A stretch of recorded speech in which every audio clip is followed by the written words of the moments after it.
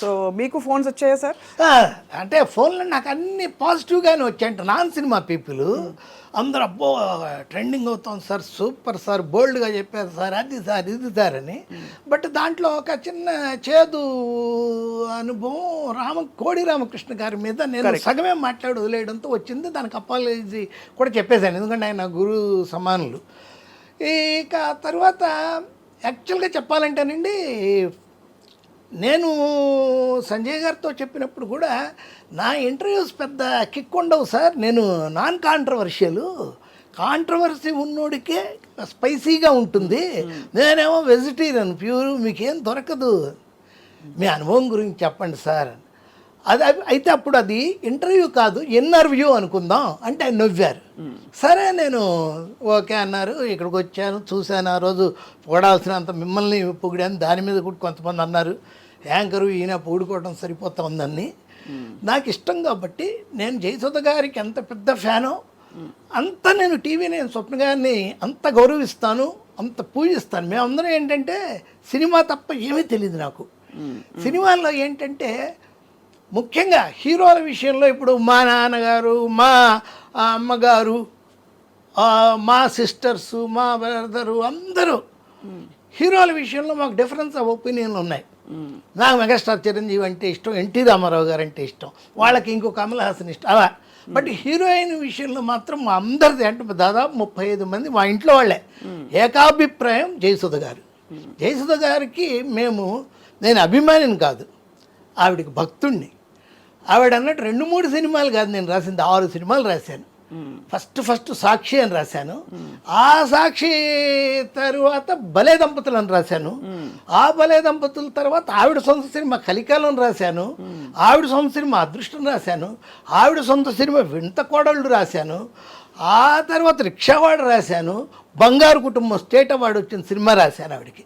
మీరు ఇన్ని సినిమాలు రాశారు కాబట్టి దాదాపు అంటే మీరు బాగా పరిచయం అని చెప్పి కొన్ని విషయాలు చెప్తే జనరల్గా చెప్పినప్పుడు దాన్ని ప్రశ్నించబుద్ధి అవ్వలేదు. ఎందుకంటే మీరు ఒక అసోసియేషన్తో చెప్తున్నారు, మీరేదో దారిన పోయే ఎల్లయ్య కాదు, అంటే ఎవరు ఏమీ తెలియని ఇండస్ట్రీ తెలియని వ్యక్తి కాదు, ఇండస్ట్రీలో ఉన్న ఒక కీలక ప్రముఖ వ్యక్తి.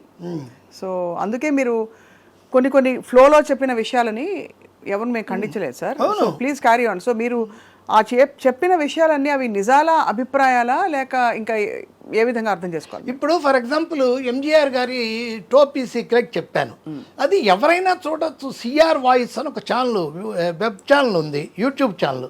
దానిలో ఆయన వరుసగా ఇలాంటి కొంచెం సెన్సేషన్ మ్యాటర్స్ పెడతాడు. నాకు తెలుసా తమిళనాడు అనుకుంటా, మరి ఏదో నేను మాట్లాడాను కూడా వాళ్ళతో, దాంట్లో ఉన్నదే మీకు చెప్పాను. ఏంటి మా పని, నాకు ఇక్కడికి వచ్చానంటే మన ఇంట్రెస్టింగ్ విషయాలు రేపటి తరానికి చెప్పాలి. అంటే యాజ్ ఏ రైటర్గా నేను అది ఇది అని చెప్తే అది బోరు. అందరూ ఎవరి సినిమా వాళ్ళదే, ఎవరి సినిమా అయినా సరే ప్రతి సినిమా ఫస్ట్ సినిమానే. మీరు పెట్రోల్ బంక్కి వెళ్ళి 100 లీటర్స్ పెట్రోల్ కొట్టిస్తే కారుకి, అది తీసి ఇలా పెట్టగానే మళ్ళీ జీరోకి వచ్చేస్తుంది. అదే ఇక్కడ జీవితం కూడా. మన అద్భుతమైన సినిమా రాసేసాను నేనని చెప్పి వెంటనే నేను చాలా గొప్ప రైటర్ అనుకోండి, మళ్ళీ జీరో నుంచే మొదలెట్టాను నేను ఇంకో సినిమాకి. కానీ మరి ఎందుకు ఇంతమంది నొచ్చుకున్నారు? ఫర్ ఉదాహరణకి కోడి రామకృష్ణ గారి కుటుంబ సభ్యులు చాలా నొచ్చుకున్నారని నేనే పెట్టాను. మీరు అపాలజీ చెప్పారు, అఫ్ కోర్స్ యాక్సెప్టెడ్. అండ్ చాలా మంది పెద్దవాళ్ళు ఫోన్ చేసి అడిగారు, ఎందుకండి మీరు కోడి రామకృష్ణ గారి గురించి వారు అలా మాట్లాడుతుంటే మీరు ఎందుకు అలా ఇలా మాట్లాడతారని. ఇప్పుడు కోడి రామకృష్ణ గారి గురించి మీరు ఒక విషయం, మీ అనుభవం చెప్తే మీరు ఆయనతో పనిచేసిన అనుభవంతో చెప్తారని అనుకుంటాం. అవును కదా, అవును. కాబట్టి మీరు కావాలని ఆయన్ని వాళ్ళ ఏదో ఇంట్రెస్టింగ్ విషయం అది నేను క్లారిటీ ఎలా ఇస్తానంటే, నేను అది సగమే చెప్పి ఆ తర్వాత మనకేదో చిన్న ఈ టెక్నికల్గా ఏదో డిస్టర్బెన్స్ వచ్చినాక ఆ మ్యాటర్ జంప్ అయిపోయాను నేను. అబద్ధం అన్నప్పుడు ఆయన ఇంటికి ఆయన చనిపోయినప్పుడు చూడ్డానికి వెళ్ళినప్పుడు ఆయన చూస్తుంటే ఎన్ని అబద్ధాలు చెప్పేవాళ్ళు ఈయన అనుకుంటుంటే, ఆ రోజు నాకు అనిపించింది ఏంటంటే అబద్ధమే కవిత్వం. ఎంత గొప్పగా అబద్ధం చెప్పగలిగి ప్రేక్షకులను ఒప్పించగలిగితే అంత గొప్ప కళాకారుడు అవుతాడు సినిమాలో. Cinema not at all natural. Seems to be natural. అంత బాగా ఈయన ఒప్పించేవాడు అని అనుకున్నా. ఇది వదిలేసి అది చెప్పేలోకి నాకు ఎర్త్ ఇచ్చారు. నేను అంటే మీ ఉద్దేశం ఏంటి చెప్పండి, ఆ విషయం చెప్పడంలో కాఫీ టీ ఏదో సంఘటన చెప్పారు కదా, ఇది గ్లాస్ లో కాఫీ ఉంది, అది ఎగ్జాంపుల్ చెప్పా. ఆయన ఎప్పుడు మా ఇద్దరి మధ్య జరిగేదే, ఆయన ఎప్పుడు ఏది కూడా ఆయన ఒక స్టైల్ ఉంటుంది. అదొక చమత్కారం అంటారు. అయితే ఆయన ఏంటంటే అదొక ఇది ఎగ్జాంపుల్ గురించి, ఆయన టీ తాగుతున్నా టీ అని చెప్పారు, కాఫీ అని చెప్తారు అని చెప్పా. అంతేగాని ఆయన అవగాహన అవసరం లేదు. నాకు యాక్చువల్గా నా పేరు తోటపల్లి బాలదుర్గ మధుసూదన్ రావు, టీబీడీ మధుసూదన్ రావు అని నాటికలన్నీ రాశాను.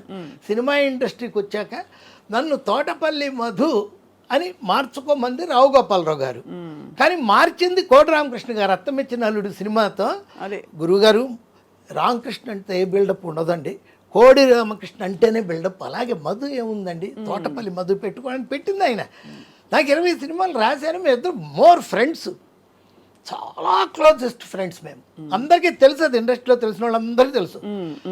ఆయన మీద నేను ఎందుకు, నాకేంటి, నేను నా అనుభవాలు చెప్పమని మీరు పిలిచారు. నేనేంటంటే అది ఇంటర్వ్యూ కాదు, ఇంటర్వ్యూ. నా అనుభవాలు చెబుతూ ఆ ఫ్లోలో నన్ను ఎంతో బాగా చూసుకునేవాళ్ళు అని అందరికీ జనరేషన్ తెలియని విషయమైన 95లో స్టార్ట్ చేసిన వాళ్ళు ఈటీవీ వాళ్ళ శాంతినికేతన్ రాశాను. అప్పుడు నాకు రాత్రి దాకా సిట్టింగ్లు ఉండేవి. అర్ధరాత్రి వెళ్ళేవాడిని 9:30కి సవేరా హోటల్ స్విమ్మింగ్ పూల్ పక్కన మేము కూర్చొని డిస్కస్ చేసేవాళ్ళం. అక్కడ ఎవరో డ్రింక్ చేశారు, నన్ను అసలు చెప్పనే లేదు. మేడం గారి గురించి అస్సలు చెప్పను, ఆవిడ సంగతి నాకు తెలుసు. ఆవిడేంటంటే లీడర్స్ మార్క్ అంటారు, అది పెట్టుకొని ఉంటారు ఎప్పుడు. జయసుధ గారు అంటే మామూలుగా మాకు అభిమానం కాదు, వేరే అభిమానం. అదే ఆశ్చర్యం కలిగించింది, చాలా క్లోజ్ అన్నారు కదా అని ఆవిడ అభిమానులు కొంతమంది కొంచెం బాధపడ్డారు. ఈ ఇండస్ట్రీలో బాగా ప్రతి ఒక్కళ్ళకు ఉండేది సెలెక్టివ్ ఇమ్నీషియా అంటాడు దాన్ని, సెలెక్టివ్ ఇమ్నీషియా. వాడేంటంటే కొన్ని విషయాలు అప్పుడు ఎప్పుడో జరిగినవి తమకు ఏదన్నా అగైనిస్ట్గా అనిపిస్తే అది మర్చిపోతారు అసలు. ఇప్పుడు ఎవరు మర్చిపోయారు అయితే మీ దృష్టిలో? ఎవరైనా దీన్ని తీసుకున్నప్పుడు దాన్ని తప్పుగా తీసుకుని వాళ్ళు ఆ రోజుల్లో నేను ఎలా ఉన్నాను, ఎవరితో ఉన్నాను, ఏం చేశాను అనే విషయాల్ని మర్చిపోయి, నాకేంటంటే ఆయన 2-3 సినిమాలు రాసేవాడు అంతే, ఆయన క్లోజ్ ఏంటి అన్నారు అనుకోండి. దాని ఉద్దేశం ఏంటంటే సెలెక్టివ్ ఇమ్యూనిటీ. నన్ను ఇప్పుడు తిట్టాలి కదా, ఆవిడ హర్ట్ అయ్యారు కదా ఆవిడ. దానికి నేను 1000 క్షమాపణలు చెప్తున్నాను. ఆవిడకే కాదు, నేను జయసుధ గారికి ముఖ్యంగా చెప్తున్నాను 1000 క్షమాపణలు. ఆవిడ అభిమానులకి, ఆవిడ కుటుంబ సభ్యులకి, వాళ్ళ కుటుంబ సభ్యుల్లో ఒకడినైనా నాకు కూడా నేను క్షమాపణ చెప్పుకుంటున్నాను. అలాగే ఇంకొకటి చెప్తున్నాను నేను.